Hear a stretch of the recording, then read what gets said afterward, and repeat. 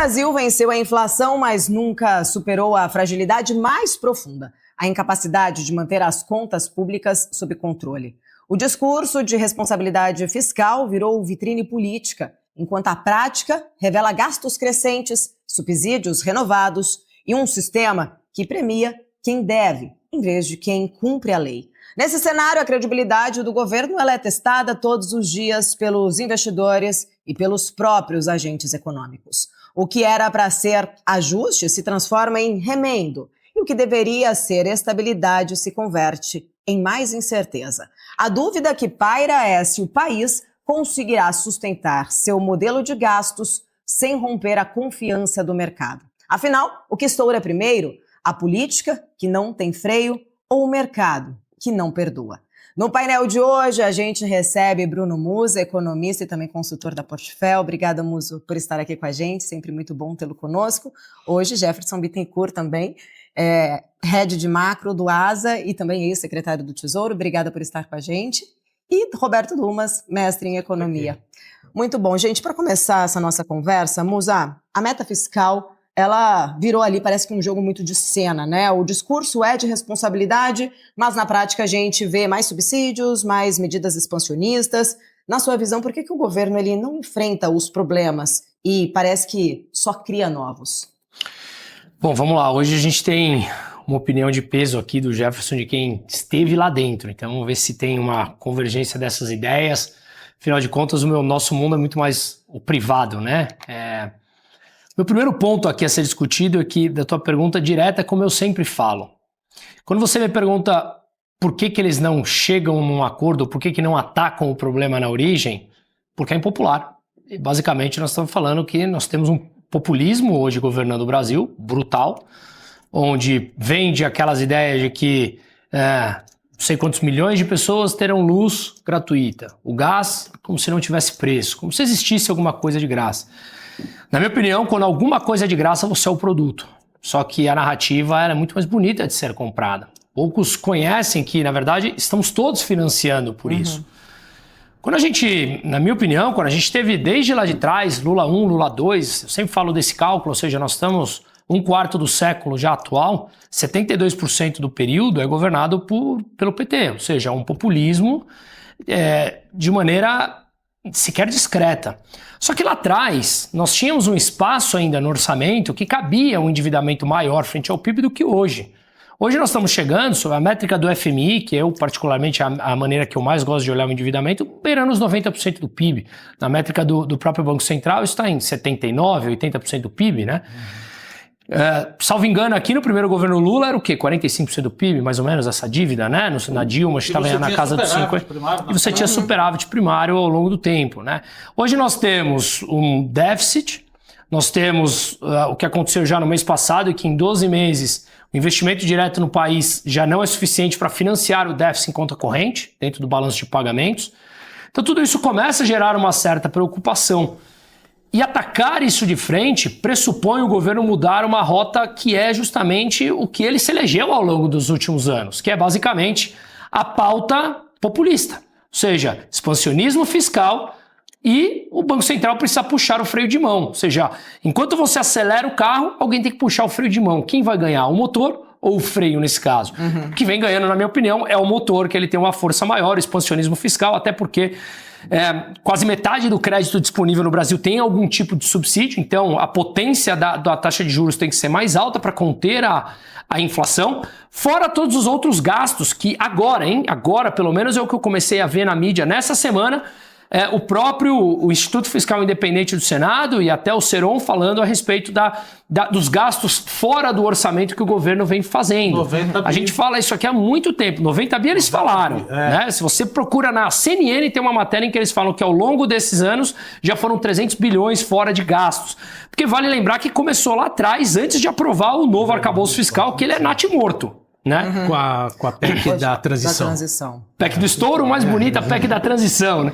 Então, esse é o grande ponto. Atacar isso de frente é impopular. Faltando um ano para as eleições, E só para finalizar, por que é impopular? Porque pressupõe cortar gastos governamentais e transferência de renda para a população. Hoje também falaram que o benefício de prestação continuada continua num crescimento a 10%, baseado no mesmo mês do ano passado, em termos reais. Em termos reais. Então, no Brasil, se tornou o processo de auxílio do governo, não se tornou um processo transitório, se tornou um meio de vida. Só que isso custa muito para o Estado, cria dependência das pessoas, que obviamente continuam votando porque não querem perder esse benefício. Esse sistema, ele está ruindo, na minha opinião. Ô Jefferson, até como o próprio Bruno colocou, né, para a gente entender o outro lado, a gente aqui muitas vezes traz sempre a cobrança ali, o tom até mesmo da cobrança, mas você que teve essa experiência aí, 20 anos, né, até dentro da Fazenda, qual que é o que de fato trava, né, quando a gente pensa, porque esse problema do fiscal do Brasil, é claro que ele vem se agravando, mas a gente sabe que é um modelo no Brasil na qual a máquina ela é muito inchada. O que de fato trava um ajuste no Brasil? É a questão mais política, falta às vezes de vontade política, como o Bruno colocou, até por ser ali impopular, ou realmente é uma rigidez estrutural do nosso orçamento? Eu acho que são as duas coisas. O nosso orçamento tem uma rigidez, isso é inegável, e aí é a parte onde a gente tem uma contribuição relevante da Constituição de 88, uma série de garantias que estão lá. O Brasil tem garantia para tudo na Constituição, para habitação, para renda mínima, para educação, para saúde, para moradia. Muitos direitos e poucas obrigações. Muitos direitos, poucas obrigações, e assim, muitos deles não regulamentados, e o presidente Lula falou recentemente que era a elite que impedia de regulamentar todos os direitos que estão na Constituição. Então, assim, tem uma demanda constitucional por um nível elevado de gasto, mas também tem uma questão de diagnóstico, e a gente teve uma mudança recente do diagnóstico do papel da despesa nessa discussão. O diagnóstico na virada do mandato passado para esse é de que a despesa é parte da solução e não parte do problema. Então a primeira coisa que foi feita, e eu acho que esse é a tônica da gestão fiscal ao longo desse mandato, a primeira coisa que foi feita foi a PEC da transição, 1,7% do PIB a mais de dezembro para janeiro de 2022 para janeiro de 2023, e em cima de um nível muito mais elevado de gasto, se colocou um arcabouço fiscal, onde se eu fosse extrair um extrato do arcabouço fiscal, o que ele faz é garantir o crescimento real da despesa. Mais do que gerar, muito antes dele gerar qualquer melhora do resultado primário ao longo do tempo, e ele gera, em tese, ele gera uma pequena melhora do resultado primário ao longo do tempo, ele gera uma garantia de crescimento da despesa. A velocidade de melhora do resultado primário que é gerada por esse arcabouço fiscal é na faixa aí de 0,15, 0,20 pontos percentuais do PIB ao ano. A gente vai fechar esse ano com um déficit na casa de 0,6, precisa de um superávit primário entre 2% e 2,5% do PIB para estabilizar a dívida, e aí a gente faz a conta. Na melhor das hipóteses, a gente vai demorar 13, 14 anos para conseguir esse superávit primário para estabilizar a dívida com esse ferramental fiscal que nós temos. E 2,5%, desculpa te interromper, é estabilizar, né? Estabilizar, exatamente. Estabilizar num patamar elevado. Estabilizar num patamar muito elevado para o país de renda média, ou seja, estabilizar, e não é estabilizar no patamar que está hoje. Foi divulgado hoje, em 12 meses, 77,5%. A expectativa é fechar mais perto de 80% esse ano. Então a ideia precisa de 2,5% para estabilizar nesse patamar, mas vai crescer 13 anos, então não vai estabilizar nesse, estabilizaria num patamar muito maior.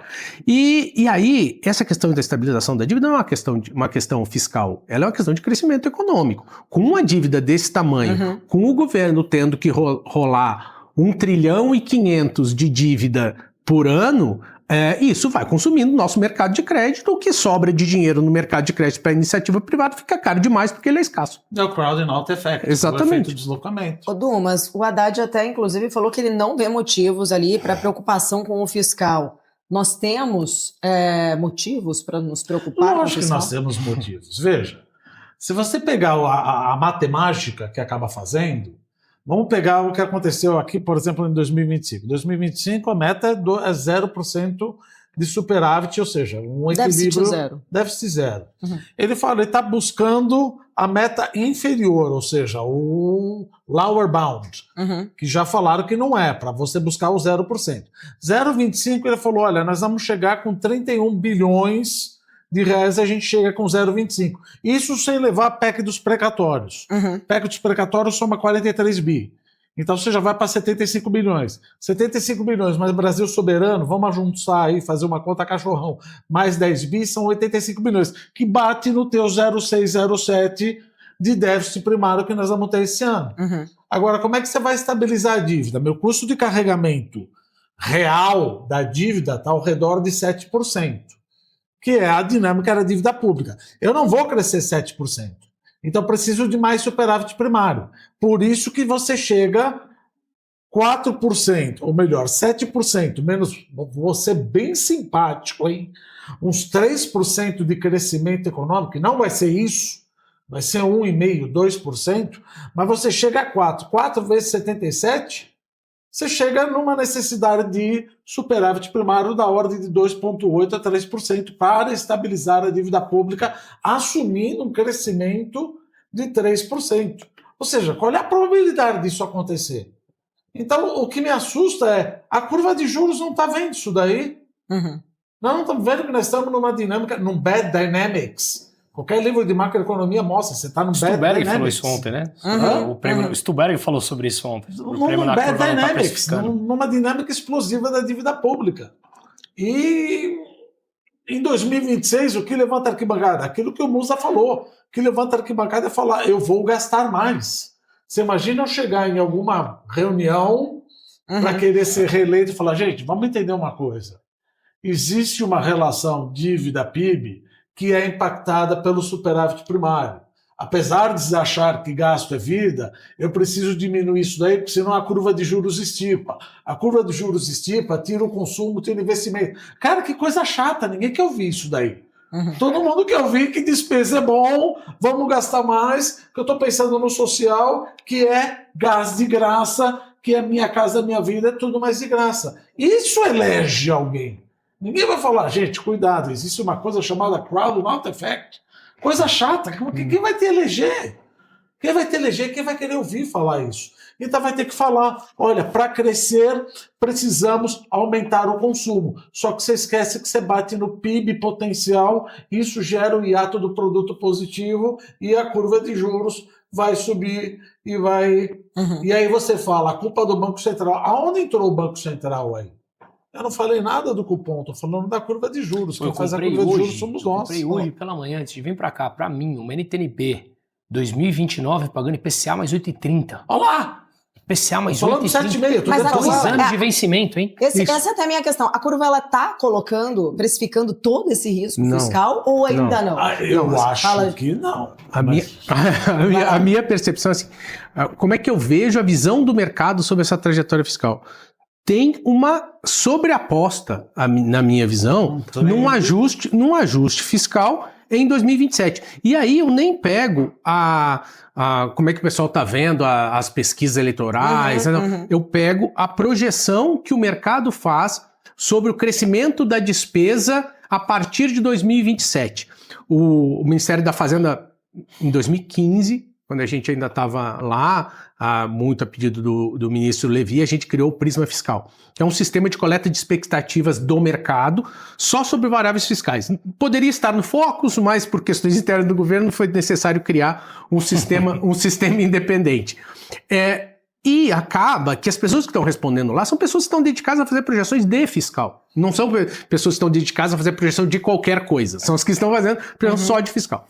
Então tu tem lá 60, 70 instituições, não é uma amostra gigante, mas também não é uma amostra pequena. Desprezível. É desprezível, de pessoas que estão se dedicando. E as projeções que a gente pega para despesa, a despesa está crescendo aí nos últimos anos. O arcabouço diz que tem que crescer 2,5%, tu tem coisas que ficam fora do limite de gastos, e aí eu acho que a expectativa para esse ano é crescer alguma coisa perto de 4%, o ano que vem perto de 3% e alguma coisa, real.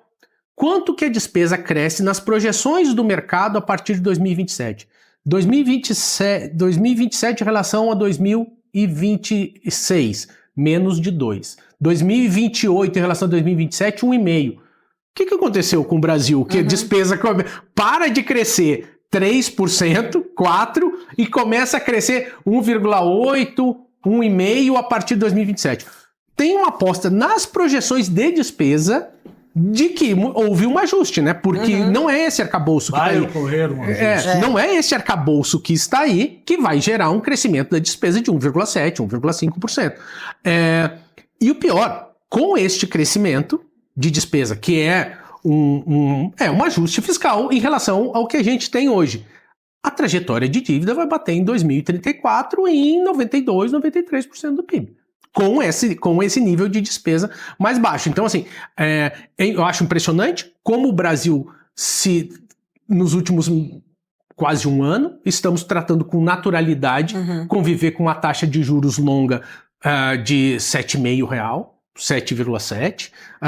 Eu acho estranho porque esses são patamares que nós vimos ali no ápice da crise da Dilma, 2015 para 2016, e a gente agora está naturalizando por um longo tempo se financiar a essa taxa, mas ainda não é o nível de taxa com o risco que eu vejo da política fiscal. Ô Bruno, esse ponto que o Jefferson traz, né, até ali, a expectativa de 2027, esse ajuste vir, até colocando ali que nas projeções já começa a se pensar ali de fato nesse ajuste, esse ajuste muito provavelmente ele virá se não for ali o governo mais expansionista, como é o caso do governo Lula, até porque ele já teria feito esse ajuste, o que não fez nesse governo 3. A gente viu em novembro do ano passado, especificamente, aquela expectativa que o mercado ainda dava um voto de confiança para trazer ali uma medida, e essas medidas elas não vieram, e a gente viu até o dólar disparando na ocasião. Já se fala muito, né, até inclusive de uma previsibilidade ou né, de uma sequência de Lula 4. O Brasil aguenta mais expansão fiscal se nada for feito? Veja, quando você fala das pessoas ainda estarem minimamente esperando, uma expectativa de que o Lula seria responsável, eu gosto muito de uma frase que eu ouvi do Dumas, falando assim, me surpreende que essas pessoas estejam surpresas com relação a isso. Porque eu ouso dizer, essa é uma opinião pessoal minha, talvez seja uma das poucas vezes que você conta no dedo de uma mão em que o Lula falou a verdade. E foi na campanha quando ele falou, vou gastar. Aí quando ele fala vou gastar, as pessoas vêm e falam, não, ele não vai gastar. Aí eu realmente não consigo entender tamanha ingenuidade de pessoas que são gigantes dentro da história econômica no Brasil como um todo, criando plano real, enfim, tudo isso. Mas enfim, deixando de lado um pouco da opinião pessoal aqui. O meu ponto é que quando você analisa esses dados que você trouxe, Paula, eles me geram uma reflexão pessoal aqui. Quando eu analiso um pouco da história, seja no Brasil ou aqui no nosso entorno, né, na América Latina sempre tão problemática, esse ajuste que o Jefferson comentou em 2027, que eu também acredito, ele me parece que ele vem sim ou sim, porque se ele não vier da forma correta com ajustes de gastos, parênteses, a própria Simone Tebet falou que em 2027 a máquina para. Bingo! Né? Porque o orçamento discricionário simplesmente acaba comido totalmente pelo orçamento obrigatório, que não para de crescer. Se ele não vier pela forma correta, ele virá pela própria inflação. A própria inflação acaba corroendo o tamanho da dívida em termos reais, só que isso também é altamente impopular, porque as pessoas respondem à popularidade de um governo com aquele poder de compra, basicamente, que é a inflação no dia a dia, né? Então eu acho que se ele não vier da maneira correta, ele virá dessa outra forma, mas nós estamos chegando em direção ao abismo, né? Se esses números realmente do Instituto Fiscal Independente mostrarem o que parece muito crível, de fato, que o orçamento discricionário acaba em 2027, veja, nós estamos falando 2037, nós estamos falando agora já. E já estamos com 1,8% do PIB para esse ano, fica 0,5% em 2027, 0,05%. Isso é nada já. Acabou. Isso é nada. Até porque... Aí, nesse sentido, a gente volta a ter o cenário, então, por exemplo, de hiperinflação. Não diria se vier via inflação, via inflação. Minha opinião é que hiperinflação a gente está longe, eu já comentei aqui antes. Eu acho que alguns arcabouços institucionais que foram criados no final dos anos 90, eu acho que funcionaram e funcionam com determinado freio, apesar de muitos terem sido já corroídos ao longo do tempo, né? Por exemplo, o câmbio livre continua, né? Apesar do Banco Central intervir ali quando julga necessário, superávit primário já foi basicamente, né? E taxa e meta de inflação ainda tem, mas também a gente já não cumpre há um tempo aí. Então eu acho que o grande ponto é que a gente precisa mudar a mentalidade, a gente precisa entender que gasto de fato não é vida e como muito bem o Jefferson colocou, Os gastos, eles não são parte do problema, eles não são parte da solução, eles são o problema. Os gastos exacerbados dessa maneira, sem o menor nível de responsabilidade. Então eu acho que se o Lula é reeleito, e aí já vou para a parte final da resposta, eu acho que esse ajuste virá pela inflação, porque eu não vejo ele cortando de outra maneira, não é dele. Ele a vida inteira acreditou que gasto é vida, vai chegar agora com 80 e poucos anos, no eventual 4º mandato, né? Ele já tem, na minha cabeça, ele tem o discurso pronto, assim, né? Primeiro mandato, ele tirou o Brasil da fome. Segundo mandato, ele colocou o Brasil no mundo. Terceiro mandato, ele salvou a democracia. E ali no 4º mandato ele tá para sabe-se lá o que eu vou mudar agora? Fui eleito 4 vezes. Eu acho que esse é complicado. Agora, só para finalizar, o Brasil aguenta? O que é aguentar? O Brasil não vai sumir do mapa. O Brasil não vai morrer, assumiu, acabou um país. A Venezuela tá aí, estive lá produzindo eu quero entender o documentário. seguinte, a crise que a gente pode viver, a gente tem risco de um default, por exemplo, dos títulos? A gente começou a falar sobre isso, né? Eu fiz um vídeo na semana passada, alguém de dentro do governo mencionou, não lembro quem era na semana passada, mencionando que... foi quando eles estão para aprovar aquilo no Senado do limite do teto da dívida de 80% e que isso poderia chegar em algum calote. Na minha opinião, eu acho que o Brasil sobrevive, a trancos e barrancos, o Brasil sobrevive de alguma forma, seja com inflação mais alta, vai sobreviver, mas o ponto é que eu acho que passou da hora da gente discutir se a gente vai sobreviver. Passou da hora da gente entender que essa mentalidade é completamente atrasada e está levando realmente o Brasil para uma situação complicadíssimo. Agora, esse negócio de 80% de dívida, PIB, não que a gente vai chegar a 80%, é isso que nós vamos chegar. Já está. Mas chegar e falar que nós vamos colocar um limite da dívida PIB, isso já foi tentado na zona do euro, não é isso. Eles acham maneiras também de... Não resolve. Gente, eu já estou usando o superávit primário, quero déficit fiscal, o negócio não pode subir. Não adianta eu chegar e falar, olha, você não pode fazer isso daí, mas pode ter um déficit primário. Você vai chegar lá. E aí, se eu chegar, o que vai acontecer? Os primeiros a chegarem na dívida PIB, porque não gastaram tanto. O Gerhard Schröder fez um bruta de um trabalho na Alemanha e aumentou a dívida PIB, mas um problema maior foi porque o PIB caiu. Então a dívida PIB subiu.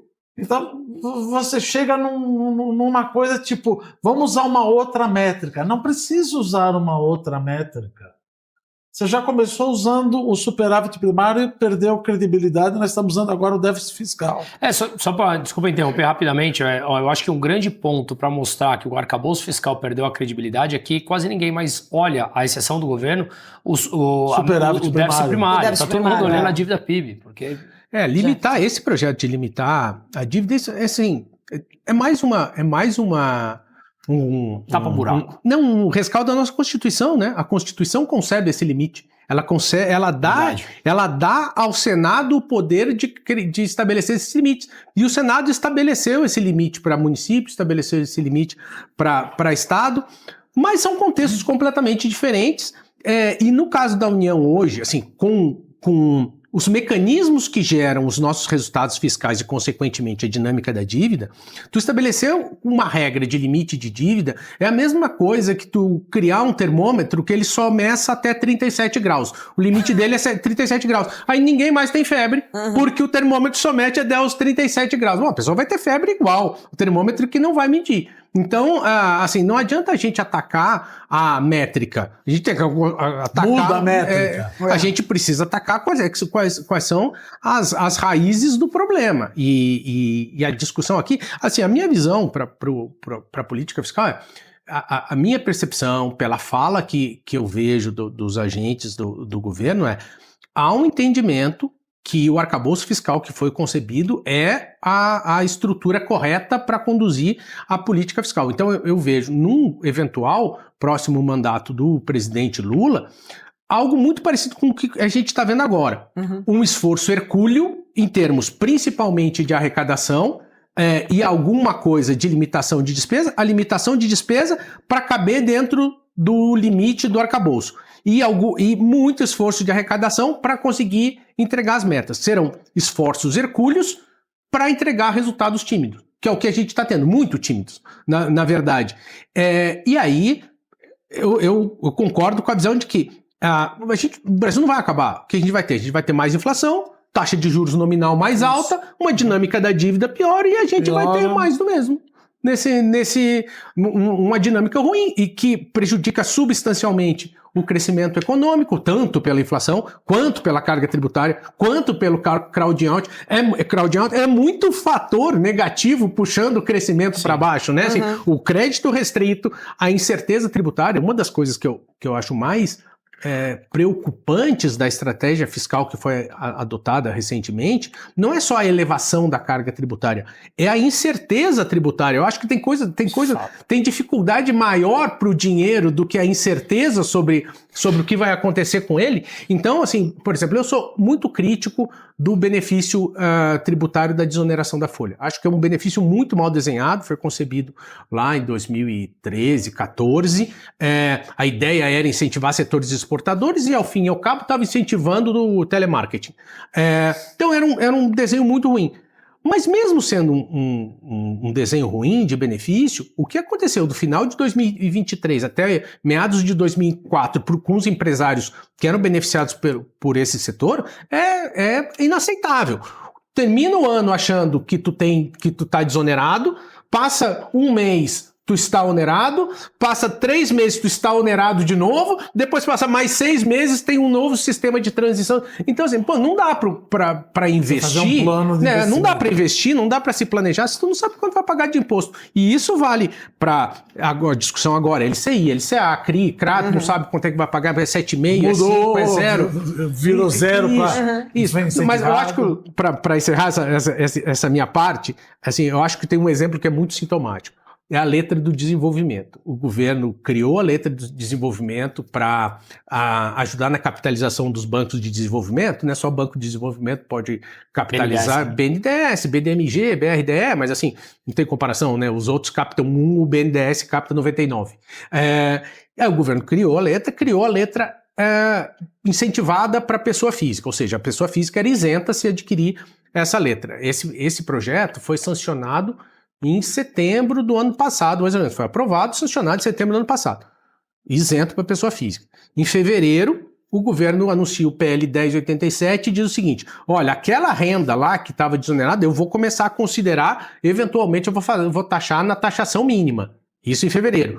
E aí, em junho, o governo diz o seguinte: não, quer saber? Não vou considerar só na renda, eu vou taxar em 5%. Pô, criou um negócio, foi no final do ano passado isento, dali 8 meses tu já tinha considerado na renda, depois já estava taxando. Pô, Precisa arrecadar. Precisa arrecadar. E a estabilidade de regras, enfim. Pedro Malan, né? Pedro Malan. O Brasil até o passado encerra. E fora a renúncia fiscal, você tem 544 bilhões aí de renúncia fiscal, e o governo, o Haddad falou que ia cortar 10% linearmente. Não fez nenhum estudo.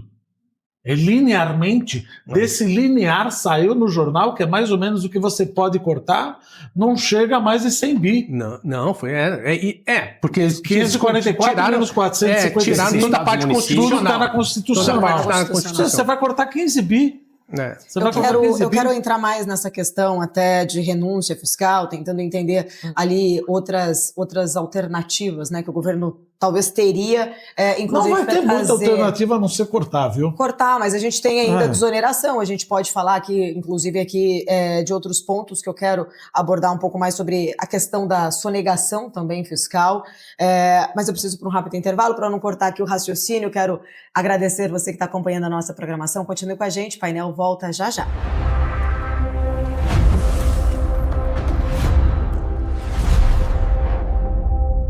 Estamos de volta aqui no painel BMC, conversando mais sobre o nosso risco fiscal.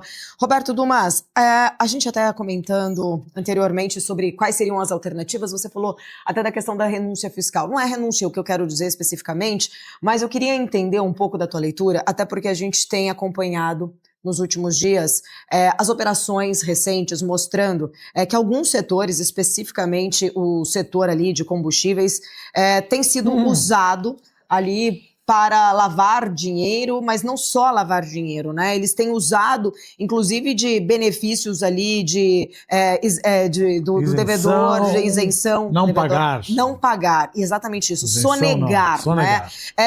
O que seria o governo está perdendo essa arrecadação. Quando a gente está pensando aqui na arrecadação, por que no Brasil, aqui no Brasil, é exatamente assim, né, que a gente vê? O governo, ele insiste em criar fórmulas que muitas vezes elas parecem ali mirabolantes de arrecadação, mas a pergunta até é muito mais simples. Não seria mais fácil tirar, de repente, o devedor contumaz de circulação, deixar o mercado legal ali trabalhando e regular os impostos que hoje estão se perdendo, inclusive como uma alternativa, um meio de fazer dinheiro do crime?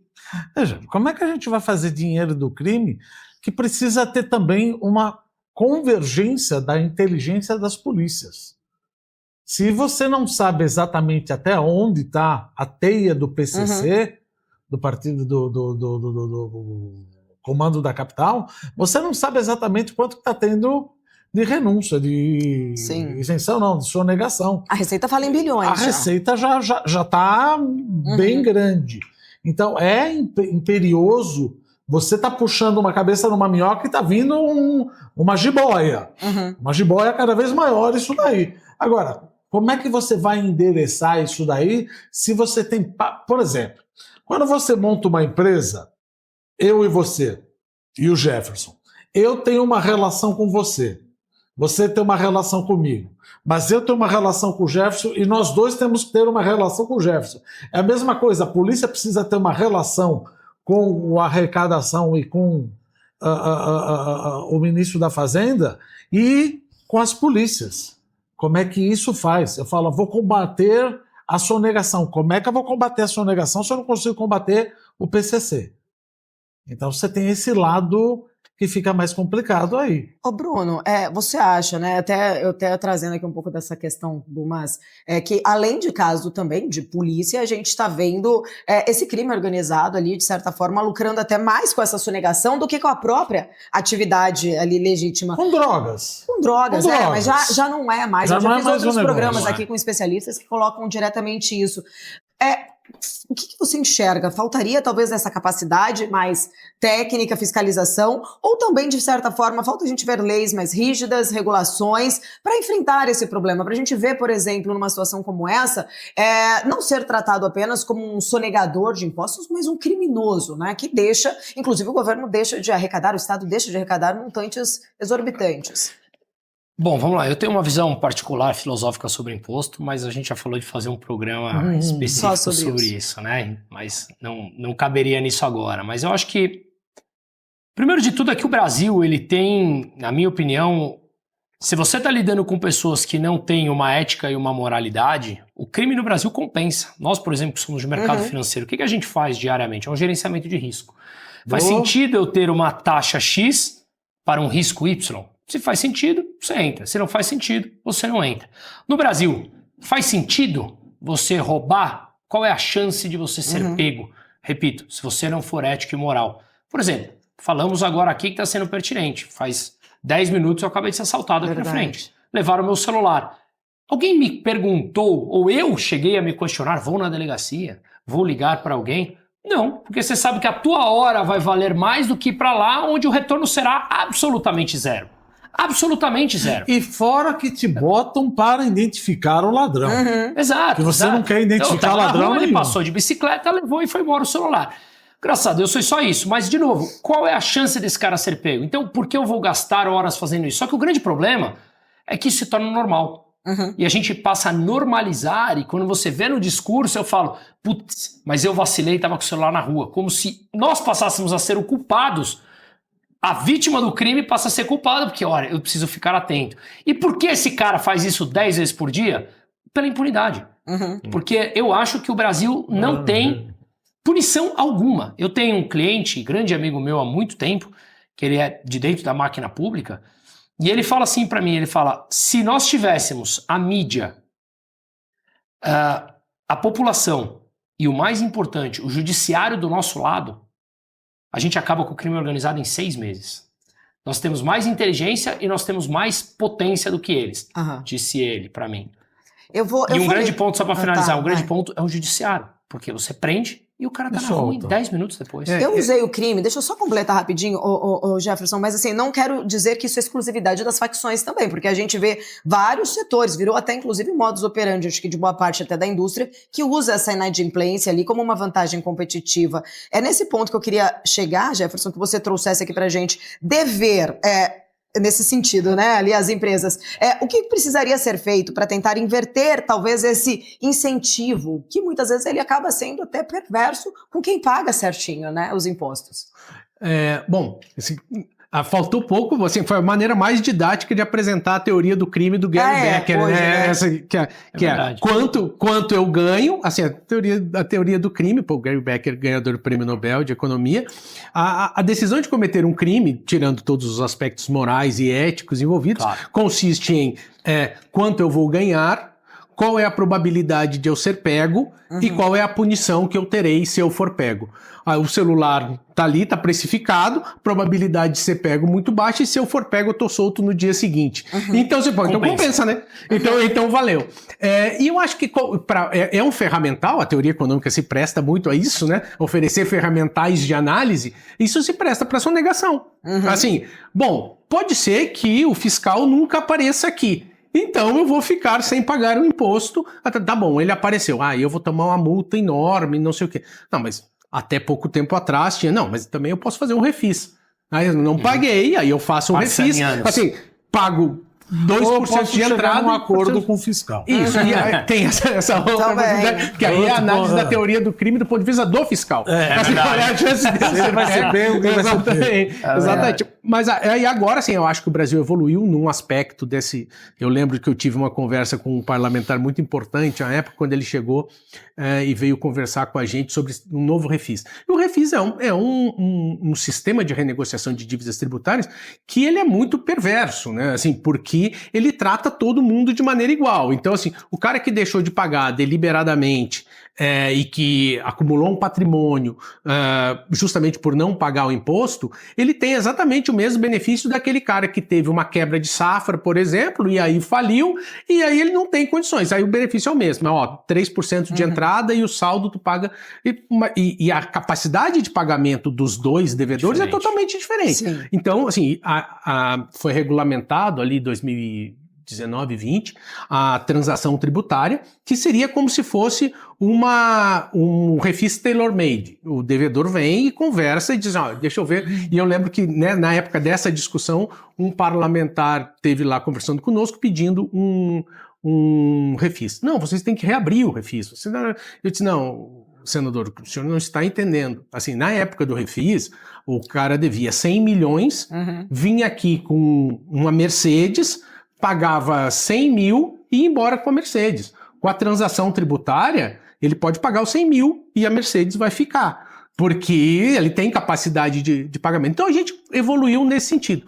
O problema é que o sistema continua, de certa maneira, incentivando o teste, né? Em vez de dizer, não, eu deixo de pagar. E aí, se caso eu...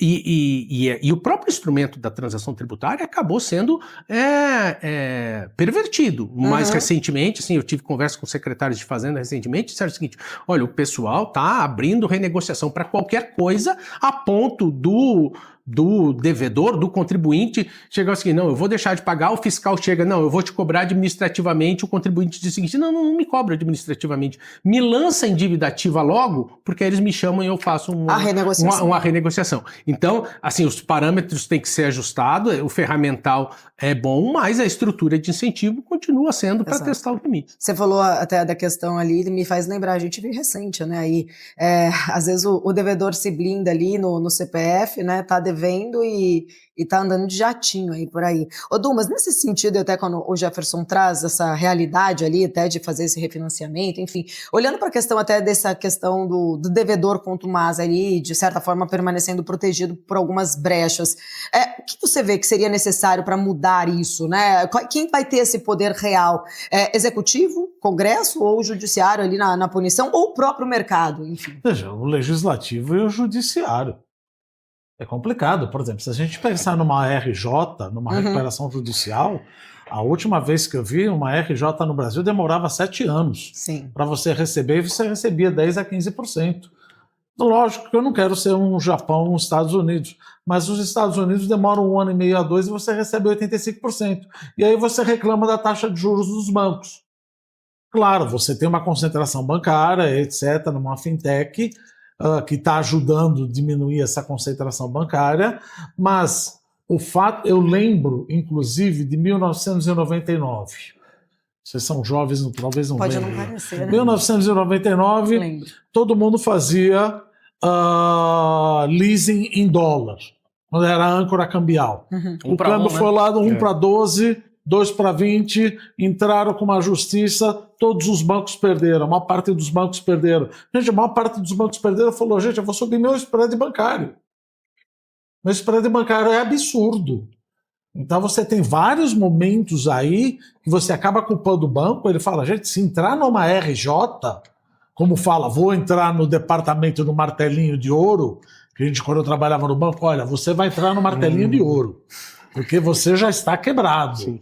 Você já encosta o carro aí, porque nós vamos ver. Então, se existe uma coisa, sabe, Paula, filosofando aqui, que uma vez eu estava dando aula para a LLM, Law Legal Master, numa escola de negócios, etc., para a economia.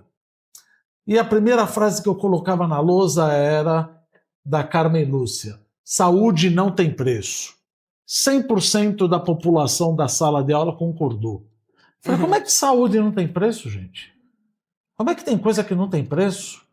E a hora que eu comecei a explicar, olha, a saúde, alguém tem que pagar. Não, mas é meu direito. O fato de ser teu direito não transforma as coisas infinitas. Então, existe também o apoio jurídico, o entendimento de que alguém vai pagar a conta. Se você dá essa leniência na cobrança dos devedores costumados, vamos dar mais devedor, ele merece, alguém vai pagar. Quem é esse alguém? Então o jurídico muitas vezes ele não entende que existe um alguém por trás dessa conta. E o alguém somos todos nós. Ou seja, minorias organizadas prejudicando maiorias desorganizadas, que é a frase de Gustavo Franco. As minorias conseguem se juntar, mas prejudica todo mundo, mas como está completamente esparçado, você não sente o impacto desse calote disfarçado de renegociação de RJ, que demora de 5 a 7 anos e recupera 14%. Isso é um problema no Brasil, que é um dos aspectos clássicos do spread bancário. Do spread bancário que você tem. Você sabe que tem que cobrar mais do bom devedor, mesmo sendo triple A, para cobrir uma eventual perda de um triple C, porque se o triplo C não pagar, vai demorar pelo menos uns 7 anos para receber, então eu preciso cobrar para garantir o meu RAROC, o risco ajustado, o retorno ajustado pelo risco. Ô Jefferson, até esta semana, acho que semana passada, o Haddad chegou até a falar, né, sobre a quantidade de empresas que têm utilizado ali da recuperação judicial. É claro, a gente também tem um cenário de juros altos, o setor privado ali sendo... Que é termômetro. Que é termômetro, mas tem muitas empresas que estavam alavancadas desde a época lá atrás, quando os juros eram mais baixos, e também não está conseguindo, num cenário atual ali, de repente, rolar essa dívida. Eu queria entender um pouco da tua leitura em relação a essa questão, não só, né, talvez ali da alternativa que muitos se encontram, conseguem achar ali para fazer essa recuperação judicial, mas os desafios, de fato, né, para a nossa cadeia, para a nossa economia como um todo, diante de um cenário no qual a gente está falando fiscal muito pressionado, a gente vai ver taxa de juros altas ainda por muito tempo. Eu queria abordar essa questão de um aspecto um pouco diferente. Assim, um pouco antes dessa eleição, quando a gente tinha que falar sobre o que esperar nos diferentes cenários eleitorais, um aspecto que eu destacava era o seguinte: olha, se o presidente Lula for eleito, o crédito vai se expandir consideravelmente, porque ele tem um Banco Central que é independente, assim, ele ia chegar lá ainda no meio do mandato do Campos Neto, ia ter limites fiscais mais ajustados. Bom, o Lula está convivendo, o limite está bem desenhado, está mal desenhado? Não importa, o Lula está convivendo com o limite de gastos, que era uma coisa que ele não tinha nos 2 primeiros mandatos dele. Então a política fiscal é um pouco mais ajustada, por onde ia sair pelo crédito. E é uma coisa assim, que a gente viu muito em nos mandatos do presidente Lula e da presidente Dilma, é o crédito subsidiado. A gente está vendo de novo com outra cara, assim, os empréstimos da União para o BNDES tiveram na raiz das discussões das pedaladas, então assim, a figura, o desenho do empréstimo da União para o BNDES mudou, tanto que o caminho para expandir o balanço dessas instituições foi a letra de desenvolvimento, e um outro modelo que o pessoal tem explorado pouco, que é o BNDES se tornar... A imprensa tem explorado pouco, o governo tem explorado muito, que é o BNDES e outras instituições emprestarem o dinheiro direto do orçamento. De que maneira? Tu tem um fundo dentro do orçamento, por exemplo, o exemplo mais recente, um dos exemplos mais recentes foi o FINAC. Então, o Fundo Nacional da Aviação Civil, que as empresas aéreas precisavam de financiamento e o fundo existia, é parte da nossa taxa de embarque. Vai lá e alimenta esse fundo que fica dentro do orçamento. Só que esse fundo não tinha a característica de fazer empréstimo. Ele era fundo para desenvolvimento de, por exemplo, aeroportos regionais, que são aeroportos que são deficitários, então tu pegava o dinheiro do fundo e fazia essa distribuição. Né? Aí, o que se criou? A figura, em função da necessidade das empresas aéreas. Não, o FINAC vai emprestar dinheiro. Mas como que o FINAC empresta dinheiro sendo um fundo dentro do orçamento? Então, uma instituição pública pega o dinheiro de dentro do orçamento, empresta e assume o risco. Porque ao ela assumir o risco, a União não precisa provisionar a perda e tal, o risco está lá. Qual é o problema disso? Que esse dinheiro está parado na conta única hoje, rendendo a rendimento médio dos títulos da carteira do Banco Central, provavelmente algo perto do custo médio da dívida, alguma coisa lá, entre 13% e 15%, esse dinheiro está rendendo 15%. Aí a União vai fazer esse empréstimo a 8 para a instituição financeira, porque precisa subsidiar. Só que o risco não está com ela, está com o BNDES. Então, quem toma 8 e o BNDES fica com a parte significativa desses 8, porque ele precisa remunerar o risco. E a União, que recebia 13 a 15 por aquele recurso, passa a receber 5 ou 6.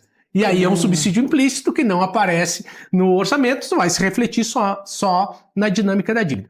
Esse é o tipo de desenho de programa que a gente viu de várias maneiras diferentes aparecendo ao longo dos diferentes mandatos do governo do PT. E o que eu vejo que poderia ajudar muito mais a situação das empresas? O governo fez um esforço significativo, tributou coisas que se tentou em outros mandatos que não eram mandatos do PT, como, por exemplo, a tributação do fundo exclusivo, foi tentado no governo Temer, o governo fez a tributação das offshores, arrumou receita. Isso melhorou o resultado primário?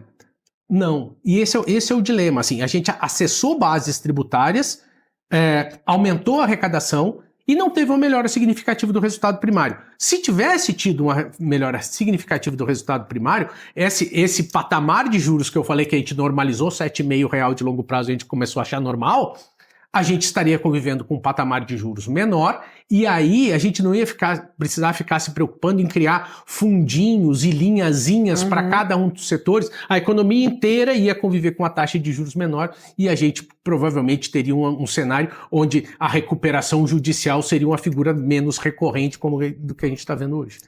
Dumas, olhando para toda essa questão que a gente está discutindo, né, e fica sempre aquela questão da dúvida. Será que já estamos numa crise? Estamos caminhando para uma crise? A qual distância nós estamos? A gente sabe que, de fato, as crises, elas não surgem do nada também, né? Elas vão dando sinais, elas costumam, de repente, ir piscando ali em silêncio. Quais indicadores hoje, de repente, né, conseguiriam nos ajudar a separar até mesmo o ruído de um alerta real, num cenário ainda de juros muito altos, de tarifas, moedas voláteis, de um cenário ainda muito difícil, ainda muito incerto, qual a gente está? Vamos lá, deixa eu ver se eu lembro de todos os cenários, mas primeiro ponto, como os principais. O Bruno falou, primeiro, eu estou com um déficit em conta corrente de 3,5% do PIB.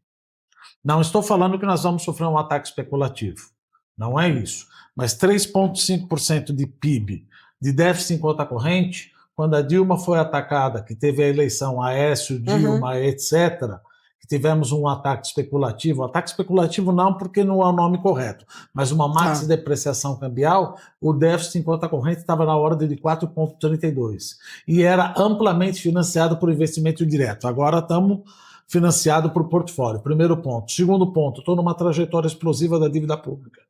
Terceiro ponto, meu crescimento econômico está menor, então minha base de arrecadação vai ser menor. Quarto ponto, minha taxa de juros vai continuar alta por mais tempo. Quem leu a ata do cupom sabe que provavelmente esse ano não vai diminuir.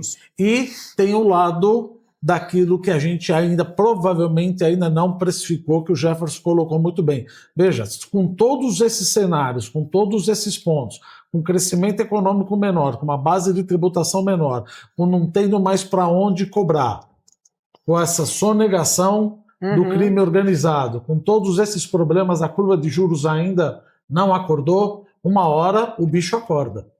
Uma hora o negócio acorda. O que é crise fiscal? De novo o Musa falou. Outro dia eu estava dando aula em 2001, com um aluno virou para mim e falou: Duma, você falou que a Argentina ia quebrar, a Argentina continua aí. Eu falei: gente, país não desaparece. A Venezuela continua, a Argentina continua, mas uma crise fiscal que pode ser contaminada com o aumento da inflação, isso pode acontecer a partir de 2026, 2027, se nada for feito. Então, crise fiscal, define a crise fiscal. É uma crise cambial. Veja, a gente não precisava dessa, como eu sempre digo, dessa mais uma flecha para São Sebastião. Eu já estava com um problema interno. Veio agora um problema externo, que é o déficit das contas externas com 3,5%. Lógico, eu estou crescendo anabolizadamente. O governo aumenta o consumo por identidade macroeconômica, eu importo mais. Eu importo mais, déficit nas contas correntes, coisa que o Trump poderia entender. Se você fizer o Big Beautiful Bill, vai piorar o teu déficit em conta corrente. Então, eu estou caminhando para um cenário. Como um bom economista, a gente não fala, olha, pior, mas vamos ser mais simpáticos, bem mais desafiador. Bruno bem Musa, mais desafiador. Para a gente, nós estamos caminhando aqui na reta final, qual seria talvez essa medida imediata ou a solução ali, uma leitura ali, uma sinalização imediata que fosse capaz de sinalizar, principalmente para o investidor, para o mercado, de que o Brasil ele ainda pode mudar de reta, se é que pode mudar de rota. Rota, não reta, de Esse rota. governo, infelizmente, não tenho nenhum tipo de crença com relação a isso, mas imaginemos que a gente dê sorte e consigamos ter um novo presidente no ano que vem, 2027, que ele tenha uma sinalização de uma crença em pelo menos dizer vamos fiscal. cortar gastos. Eu acho que isso já daria uma bela de uma ajudada de imediato. A curva já fleta. Eu tenho falado muito, seja com clientes ou amigos, empresários, o ambiente está muito hostil para negócio. Tá todo mundo com medo de colocar a mão no bolso para realmente pensar no investimento de mais médio e longo prazo. Né? Deixa eu entender o que vai acontecer, tô tateando no escuro aqui. E tudo isso é muito prejudicial para todos nós. Então, eu acho que, de novo, tudo aqui é uma especulação, uma conjectura, mas se ele desse essa sinalização, e claro, fosse acompanhado de fatos na prática, tais como olhar mais de perto o BPC, você ver todo o número de pessoas que estão lá.